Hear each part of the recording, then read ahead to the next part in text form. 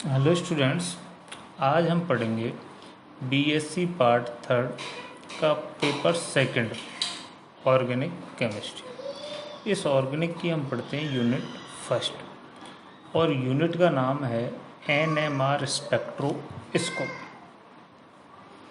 अब इसको पढ़ने से पहले हम पढ़ते हैं कि ये स्पेक्ट्रोस्कोपी क्या है। तो हम ये कहें कि जो स्पेक्ट्रोस्कोपी है, ये स्पेक्ट्रोस्कोपी विज्ञान की एक शाखा है और इस शाखा में हम कोई भी जो अज्ञात यौगिक होता है, इस अज्ञात यौगिक की संरचना ज्ञात करते हैं। अज्ञात यौगिक की क्या ज्ञात करते हैं? संरचना। अब ये जो स्पेक्ट्रोस्कोपी है, ये अनेक प्रकार की होती है, जैसे IR spectroscopy, UV spectroscopy, Raman spectroscopy, mass spectrometry. उसी तरह से एक प्रकार है इसका एनएमआर स्पेक्ट्रोस्कोपी। इस एनएमआर स्पेक्ट्रोस्कोपी की फुल फॉर्म है न्यूक्लियर मैग्नेटिक रेजोनेंस स्पेक्ट्रोस्कोपी। अब ये जो एनएमआर स्पेक्ट्रोस्कोपी है, इस एनएमआर स्पेक्ट्रोस्कोपी में हम रेडियो वेव्स की सहायता से, किसकी सहायता से? रेडियो वेव्स की सहायता। इस रेडियो वेव्स की सहायता से जो हमारे पास अज्ञात यौगिक है, उस अज्ञात यौगिक को हम कहते हैं सैंपल, कि हमारा वो क्या है कि सैंपल। इस सैंपल के जो नाभिक हैं, इन नाभिकों में होने वाले जो संक्रमण हैं, इन संक्रमणों का अध्ययन किया जाता है। इस स्पेक्ट्रोस्कोपी में, ये जो एनएमआर स्पेक्ट्रोस्कोपी है, इस स्पेक्ट्रोस्कोपी में ये जो अज्ञात यौगिक है, जो हमारा सैंपल है, इस अज्ञात यौगिक को हम बाह्य चुंबकीय क्षेत्र में रखते हैं। कहाँ रखते हैं? बाह्य चुंबकीय क्षेत्र में, एक्सटर्नल मैग्नेटिक फील्ड में रखा जाता है। और इस एक्सटर्नल मैग्नेटिक फील्ड में रखने से ये जो अज्ञात यौगिक का नाभिक है, अज्ञात यौगिक का क्या? नाभिक। इस नाभिक में ऊर्जा स्तर उत्पन्न होते हैं। इसमें क्या होते हैं? ऊर्जा स्तर उत्पन्न किए जाते हैं या ऊर्जा स्तर उत्पन्न हो जाते हैं। तो अब हम ये कहें कि स्पेक्ट्रोस्कोपी, ये जो स्पेक्ट्रोस्कोपी है, इस स्पेक्ट्रोस्कोपी में किसी अज्ञात यौगिक को हम बाह्य चुंबकीय क्षेत्र में रखते हैं और उसके ऊपर रेडियो वेव्स गिराए जाते हैं, और इन रेडियो वेव्स की सहायता से इसके जो नाभिक हैं, उस नाभिक के ऊर्जा स्तरों के मध्य होने वाले संक्रमणों का अध्ययन किया जाता है। ठीक है। अब जैसे किसी परमाणु में जो इलेक्ट्रॉन है, ये इलेक्ट्रॉन नाभिक के चारों ओर गति करता है, जिसे हम कक्षीय गति कहते हैं। इसी के साथ साथ ये इलेक्ट्रॉन अपने अक्ष पर भी गति करता है, जिसको हम अक्षीय गति कहते हैं। और इन दोनों गतियों के कारण इसमें एक चुंबकीय आघूर्ण उत्पन्न होता है। तो हम ये कहें कि ये जो इलेक्ट्रॉन है, ये इलेक्ट्रॉन एक छोटे चुंबक की तरह व्यवहार करता है। तो जिस तरह से ये इलेक्ट्रॉन कक्षीय और अक्षीय गति के कारण छोटे चुंबक की तरह व्यवहार करता है, उसी तरह ये जो नाभिक है, परमाणु का जो नाभिक है, ये भी अपनी अक्ष पर गति करता है और अक्षीय गति करने के कारण ये भी चुंबकीय आघूर्ण उत्पन्न करता है। तो हम ये कहें ये जो नाभिक है, ये भी एक छोटे चुंबक की तरह व्यवहार करता है। लेकिन हमने कहा कि अज्ञात यौगिक को हम कहाँ रखते हैं? बाह्य चुंबकीय क्षेत्र। जब तक इस अज्ञात यौगिक को हम बाह्य चुंबकीय क्षेत्र में नहीं रखेंगे, इस अज्ञात यौगिक का ये जो नाभिक है, इस नाभिक के ऊर्जा स्तरों की जो ऊर्जा है वो एक समान होती है। कैसी होती है? एक समान, अर्थात इनमें डीजेनरेसी पाई जाती है, समभ्रंशता पाई जाती है। लेकिन जैसे ही इस अज्ञात यौगिक के ऊपर हम बाह्य चुंबकीय क्षेत्र लगाते हैं, ऊपर क्या लगाते हैं? हम बाह्य चुंबकीय क्षेत्र लगाते हैं। इस यौगिक के ऊपर हम बाह्य चुंबकीय क्षेत्र लगाते हैं, तो इस यौगिक का जो नाभिक है, उस नाभिक की इस जो डीजेनरेसी है वो समाप्त हो जाती है और ये दो ऊर्जा स्तरों में बढ़ जाता है। इसमें एक को कहते हैं हम अल्फा जीमान स्तर और एक को कहते हैं हम बीटा जीमान स्तर। अब ये जो नाभिक है, इस नाभिक को अनुनादित होने के लिए ये आवश्यक है कि इस नाभिक की घूर्णन आवृत्ति, रोटेशनल फ्रीक्वेंसी, और इस अज्ञात के ऊपर हम यौगिक के ऊपर हम जो रेडियो वेव्स गिरा रहे हैं, रेडियो वेव्स आपतित कर रहे हैं, इन दोनों की फ्रीक्वेंसी, इन दोनों की जो फ्रीक्वेंसी है वो एक समान होनी चाहिए। और ये जो फ्रीक्वेंसी है, ये फ्रीक्वेंसी एक समान हम दो मेथड से कर सकते हैं।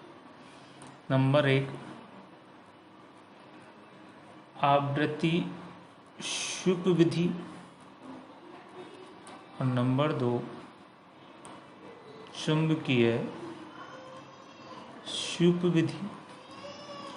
ये जो आवृत्ति स्वीप विधि है, इस आवृत्ति स्वीप विधि में हम ये जो चुंबकीय क्षेत्र लगा रहे हैं, एक्सटर्नल मैग्नेटिक फील्ड लगा रहे हैं, इसको हम फिक्स कर देते हैं और इन रेडियो वेव्स की फ्रीक्वेंसी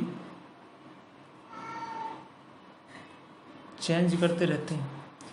और धीरे धीरे चेंज करने पर एक समय ऐसा आता है कि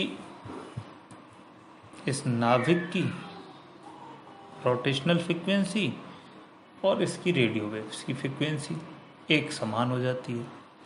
एक तरीका तो ये है। दूसरा तरीका, जो दूसरी विधि है, चुंबकीय स्वीप विधि। इस चुंबकीय स्वीप विधि में हम ये जो रेडियो वेव्स हैं, इन रेडियो वेव्स की जो फ्रीक्वेंसी है इसको फिक्स कर देते हैं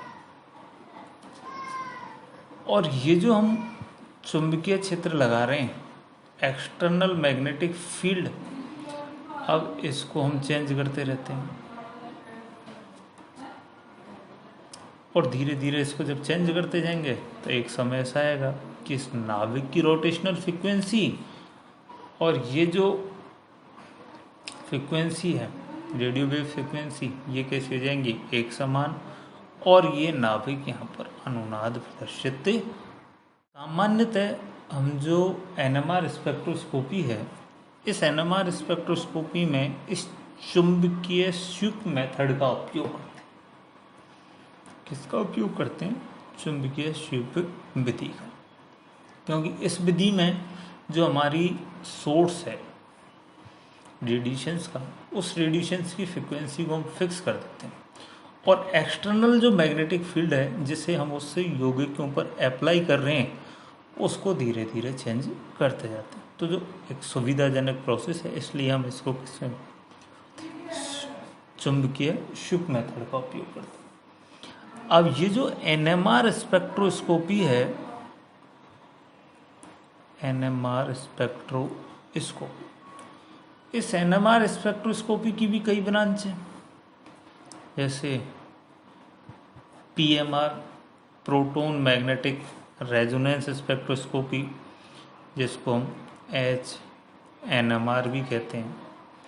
number 2 CMR carbon 13 NMR spectroscopy. Number FMR fluorine 19 NMR spectroscopy. अब ये जो हमारा सिलेबस है BSc थर्ड का, इस सिलेबस में हमारे यूनिट में है केवल HNMR स्पेक्ट्रोस्कोपी, या कहीं हम PMR स्पेक्ट्रो। अब पढ़ते हैं हम PMR या कहीं HNMR स्पेक्ट्रोस्कोपी। जैसे कोई भी परमाणु है, उसमें नाभिक और नाभिक के चारों ओर इलेक्ट्रॉन वृत्ताकार कक्षकों में गति करते रहते हैं। तो ये जो नाभिक है, इस नाभिक में प्रोटॉन प्लस न्यूट्रॉन दोनों ही उपस्थित होते हैं, या कहें कि नाभिक प्रोटॉन और न्यूट्रॉन दोनों से मिलकर बना होता है। अब इसे इलेक्ट्रॉन के समान कि जो नाभिक का प्रोटॉन है, इस प्रोटॉन में भी अपनी अक्ष पर गति करने का गुण पाया जाता है। ये अपनी अक्ष पर चक्रण करने का गुण पाया जाता है, जिसके कारण ये नाभिक भी एक छोटे चुंबक की तरह व्यवहार करता है। किसकी भांति व्यवहार करता है? छोटे चुंबक की तरह। अब जो क्वांटम यांत्रिकी है, उस क्वांटम यांत्रिकी के अनुसार प्रत्येक नाभिक का जो कोणीय संवेग है, इस कोणीय संवेग का जो मान है वो होता है 1/2 h/2π। और उस यौगिक में जो सभी नाभिक हैं, उन सभी नाभिकों का जो परिणामी कोणीय संवेग है, और इस परिणामी कोणीय संवेग को कहते हैं हम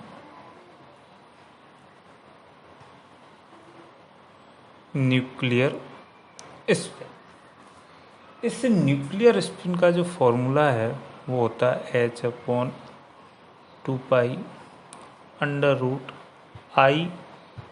√I+1।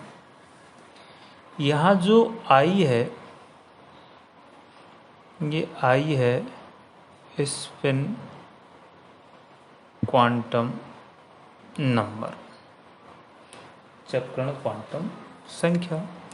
और इस I का मान, इसकी जो वैल्यू है, ये वैल्यू शून्य हो सकती है, भिन्नात्मक हो सकती है, या फिर इसका मान कोई पूर्णांक 1 2 3 4 इस प्रकार का पूर्णांक भी हो सकता है। ये जो I का मान है, स्पिन क्वांटम संख्या का जो मान है, इस मान के आधार पर हम कोई भी न्यूक्लियस, उस न्यूक्लियस का ये पता लगा सकते हैं कि ये जो न्यूक्लियस है, ये न्यूक्लियस NMR एक्टिव है या NMR इनएक्टिव, अर्थात वो NMR स्पेक्ट्रोस्कोपी में अपना सिग्नल प्रदर्शित करेगा अन्यथा नहीं करेगा। इसके लिए हम एक टेबल की सहायता लेते हैं।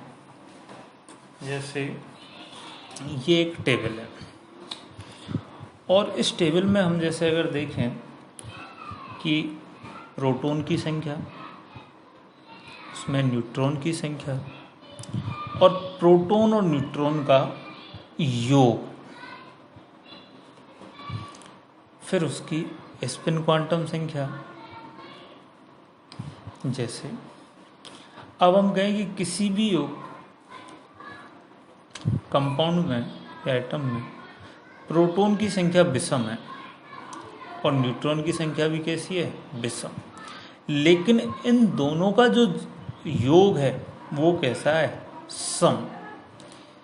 ऐसी स्थिति में उसकी स्पिन क्वांटम संख्या का मान एक पूर्णांक होता है। जैसे हम हाइड्रोजन लें जिसमें एक प्रोटॉन एक न्यूट्रॉन है, लेकिन दोनों का जोड़ कितना है, 2, 1+1, दोनों ही ऑड है।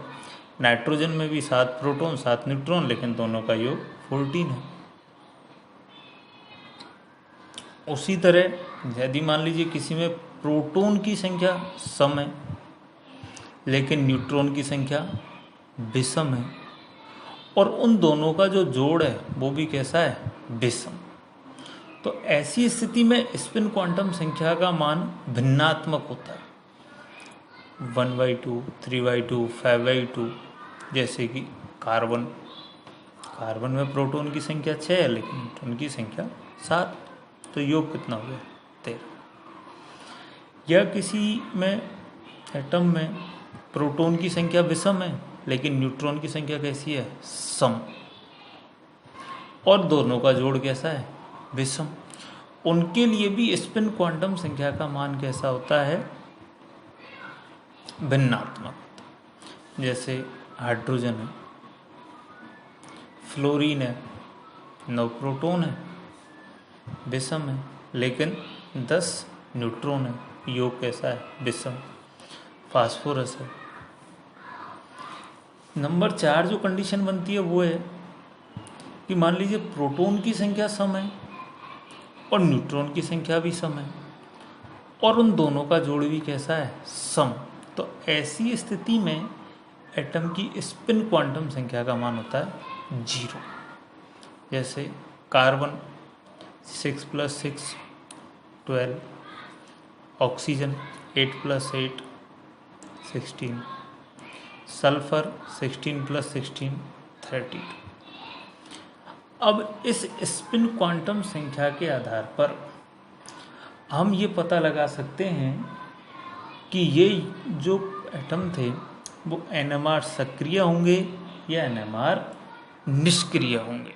जैसे अब हम इसमें देखें, सबसे पहले NMR निष्क्रिय देखें कि जिसमें प्रोटॉन की संख्या भी सम है, न्यूट्रॉन की संख्या सम है और उनका योग सम है। उनके लिए चक्रण क्वांटम संख्या का मान क्या है, 0, और उसके लिए हमने लिख रखा है कि ये NMR कैसे हैं, निष्क्रिय, अर्थात ये एटम NMR स्पेक्ट्रोस्कोपी में अपना कोई भी सिग्नल प्रदर्शित नहीं करते। उसी तरह नंबर 2 कि जिनमें प्रोटॉन की संख्या विषम है, न्यूट्रॉन की संख्या विषम है, या कहें जिनकी स्पिन क्वांटम संख्या का मान पूर्णांक है, ये कैसे हैं, NMR सक्रिय। कैसे हैं ये, NMR सक्रिय। लेकिन ये जो NMR सक्रिय यौगिक हैं, इनके जो NMR स्पेक्ट्रा है ये चौड़े होते हैं और चौड़े होने के कारण इनसे हमें कोई विशेष जानकारी प्राप्त नहीं होती। तो हम ये कहें कि ये NMR स्पेक्ट्रोस्कोपी में सिग्नल तो देंगे लेकिन उन सिग्नलों से हमें कोई उपयोगी या महत्वपूर्ण जानकारी प्राप्त नहीं होती है। नंबर 3 जो कंडीशन है कि जिनमें प्रोटॉन न्यूट्रॉन सम विषम चाहे कैसे भी, लेकिन उन दोनों का योग कैसा है, विषम, या कहें जिनकी स्पिन क्वांटम संख्या का मान भिन्नात्मक है, ये कैसे हैं, एनएमआर एक्टिव। और इनसे जो हमें सिग्नल प्राप्त होते हैं, वो जो सिग्नल हैं वो हमें थोड़े से शार्प प्राप्त होते हैं। कैसे प्राप्त होते हैं, शार्प। और शार्प होने के कारण इनसे हमें महत्वपूर्ण जानकारी प्राप्त होती है। हम ये कह दें कि ऐसे एटम जिनमें स्पिन क्वांटम संख्या का मान एक भिन्नात्मक है, उनके सिग्नलों से ही हमें एक महत्वपूर्ण या कहीं उपयोगी जानकारी प्राप्त होती है।